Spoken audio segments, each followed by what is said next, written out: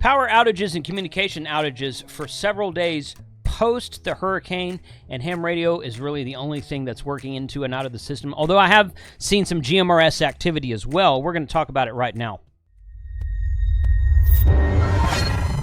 So this is a Reddit article. It was 4 days old when I found it, and be a couple days before it posts to you guys. Post-hurricane cell phones are not able to connect after 2 days. Okay, now I've said before, the problem with natural disasters, such as Hurricane Katrina, Hurricane Helene, Hurricane Ike that hit Galveston several years ago, 2008, I believe. The issue with these disasters is not only that cell sites are taken out, but also that the network is not really built to sustain everyone picking up their phone and dialing a number at the same time. So when the natural disaster immediately happens, of course, everybody wants to call into and out of the area, make sure their loved ones are okay. That's what I would do. And with the lack of cell towers or with the oversaturation of network, it makes it very difficult, if not impossible. So this article right here is written by someone from it sounds like someone from the ground. It says, as we were without power and water for 24 hours, cell towers were going offline. I always thought that they had a 3-day standalone shelf life. Turns out it's closer to 24 hours than 72. My neighbors decided it was a good idea to have a fire to burn debris. I'm always happy to light off a bonfire as I'm raging pyro, but knowing that the fire department didn't have any working fire hydrants kind of torqued me. Yeah, I don't blame you. People are stupid, I get it, but not even being able to call for help if your porch caught on fire is just a pants on head stupid. Yes, agreed. I was getting updates from the VP of our electric company by local repeater that is located at the company's HQ. The info is being disseminated to my neighbors. It was not lost on me how being in the RTO is valued an information blackout. Turned my neighbors onto ham path in process. Okay, so he's told his neighbors about how to get into ham radio. Showed how one of the offsets worked, a few stations who were passing local communications and such as traffic, gas stations open, and the like. Okay. So here's so this first one, this is really kind of the reason I wanted to read this specific article. Telco guy here. Telco central offices sites run on DC power provided by typically 2 strings of batteries, an A side and a B side. So the equipment is powered from 2 independent sources. Commercial power feeds into a rectifier that changes the batteries. Mission critical gear on AC is powered via inverter drawing from the battery strings. When the commercial power fails, the usual response for a CO, a central office, is the automatic transfer switch, ATS, bringing the generator online. This will then provide power to the rectifier to keep batteries charged. My CO has a 550-gallon diesel supply. Cell sites, if they have a generator, are much smaller, with a 100 to 200-gallon being pretty common. If commercial power fails and the generator doesn't start, you're on battery power. You'll be on battery power until the voltage drops too low to power the equipment. Different equipment have different requirements. In other words, nothing standard.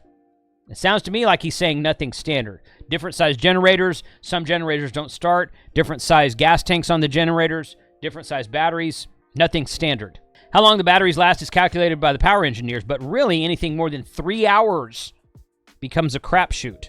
Wow. Environmental systems like HVAC, your air conditioning system, will run from generator power but not from battery power. Thermal load is less than of a concern in a cell tower than the central office. My CO is 67 degrees.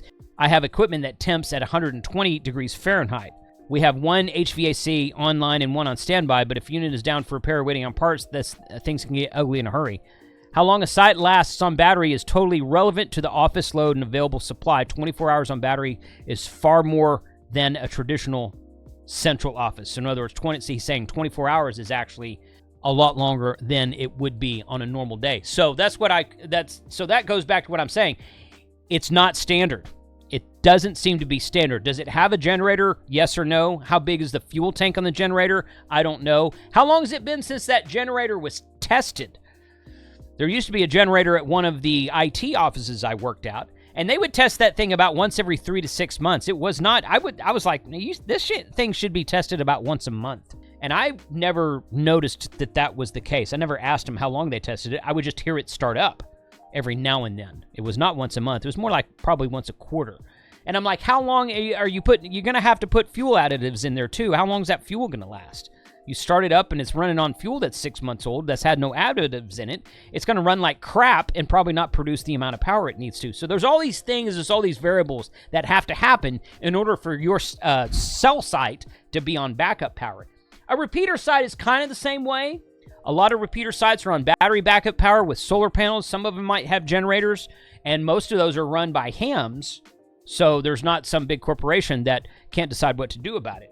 But a repeater site is not going to require all the extra equipment. It's just basically a repeater in a cabinet. And that's all it is. The antenna's up top, and it's not going to require... If it does get too hot, electronic equipment can shut down due to overheating, and that's bad also. So if you live in a hot environment, your air conditioner may or may not kick on when the power goes out, and if it gets too hot, your repeater may go down there too. So, but of course, with radio, you have simplex. Another Reddit article says, Asheville, North Carolina, hurricane comms, and they're talking about how on HF it's 7232, on 40 meters, and on VHF, there's a 145.19 megahertz Mount Mitchell repeater. Audio link on Broadcastify under 14.350. They're running traffic in and out. The entire area is disaster with no power or cell service. There's a lot of comments down here about this. But I tuned into this repeater real quick. This is going to play in the background. This is the site I recorded it from, so you're not going to see anything move on this screen, but... NG40. Sounds good. Thank you for your help, sir. All right, so this is a recording I made yesterday. I made this recording yesterday, and it is, I'm just going to play a short bit of it. This is that North Carolina repeater on Broadcastify. You're more than welcome, NG40. This is a screenshot of it you're looking at, but it's not a live action. This is something I recorded yesterday. Kilo Quebec 4, Kilo Delta X-ray. This is why all the cell towers are down. Delta X-ray. Is the net still going over? Yes, sir, it is.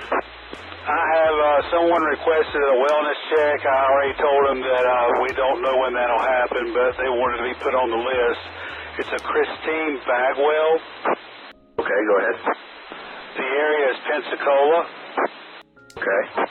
They did not have a house number, but they are on Charlie Romeo Charlie Road. Over. Okay, and Pensacola, is that are you talking about Florida? Yancey County. It's the Pensacola community. Got you, thank you.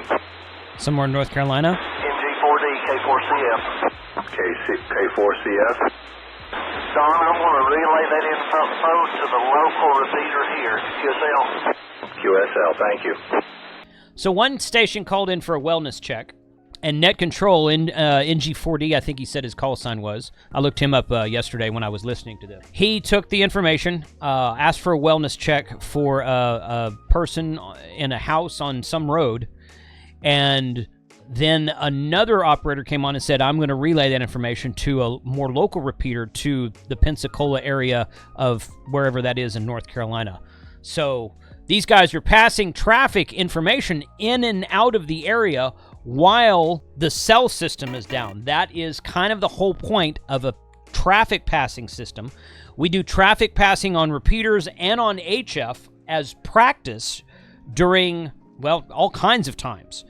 There's an information and traffic net that takes place on the Dallas repeater every day, at the same time every day. There's one in the evening around 5 or 6 in the evening, and there's one on the Irving repeater around 10 or 11, 9:30 or 10 at night, something like that. I used to, they'll take non-emergency traffic check-ins, and people will check in, just say, I am listening. I've checked into it a few times, although it's been a while since I've done that. But this type of practice is done regularly for this type of information when your local repeaters is sometimes the only type of communication in the area, as it was for at least 2 or 3 days in this area. So that's one example of how traffic is passed in and out. That's one example of how hams are helping post this hurricane. I talked to several people on my Discord server, and a lot of them were telling me that several places were without water. They couldn't get water to certain places, or there was just a shortage of water. I think they had water coming in. It's not that they couldn't get it, but there was a shortage of water in certain places.